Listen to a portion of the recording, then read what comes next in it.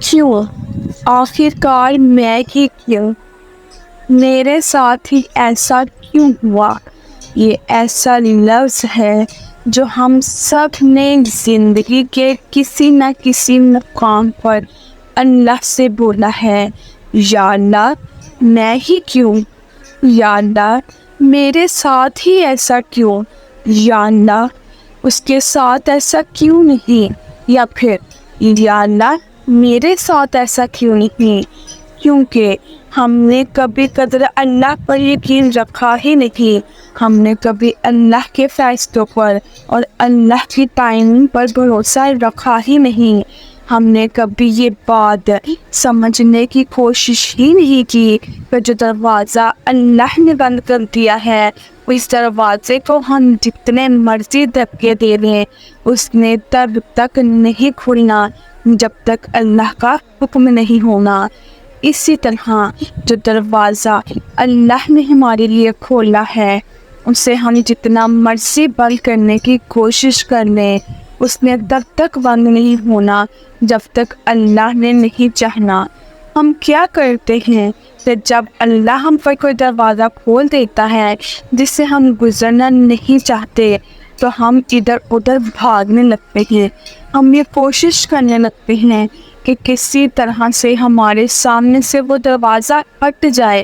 ہم حقیقت کو تسلیم بھی نہیں کرنا چاہتے اور ہمیں لگتا ہے کہ آنکھیں بند کر لینے سے وہ کھلا ہوا دروازہ بھی بند ہو جائے گا، جبکہ ایسا نہیں ہوتا۔ وہ دروازہ تب تک بند نہیں ہوتا جب تک آپ اس سے گزر نہیں جاتے۔ معاملہ بڑا آسان اور سادہ سا ہے، بس اس کو سمجھنے کی ضرورت ہے۔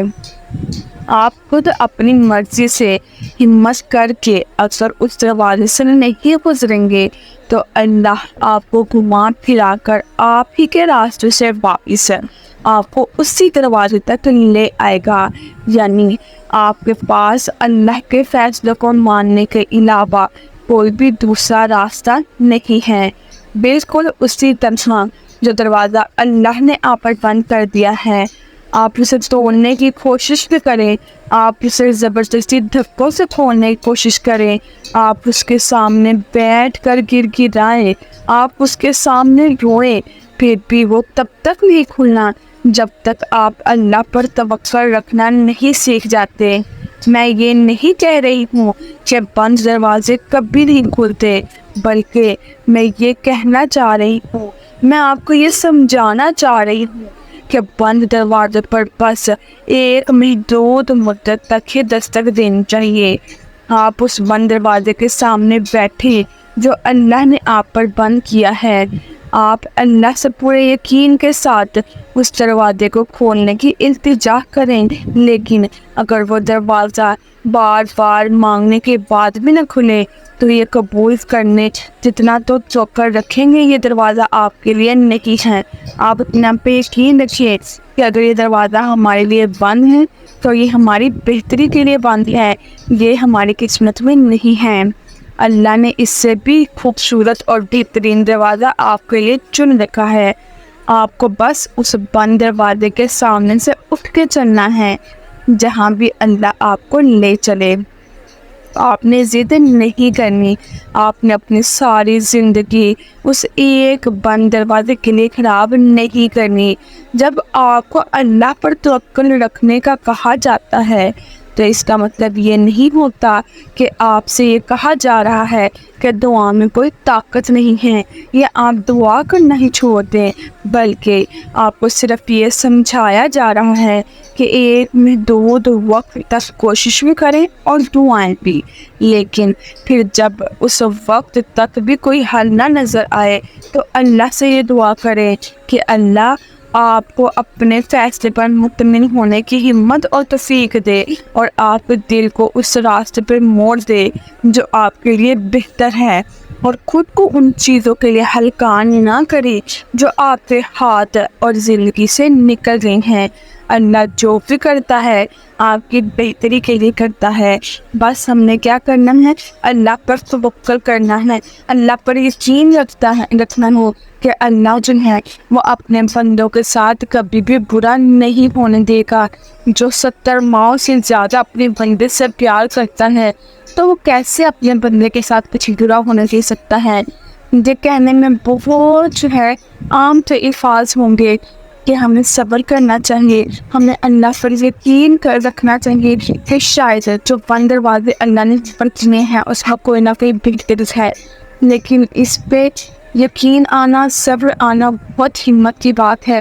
اس کو ہم جتنا جو ہے ایک تو ہم لائٹ بھی نہیں لے سکتے ہیں اور زیادہ ہم سے اپنے آپ پر حاوی بھی نہیں کر سکتے. اگر ہم لائٹ لیں گے تو اس کا یہ ہے کہ ہمارا کوئی زندگی میں مقصد نہیں ہے.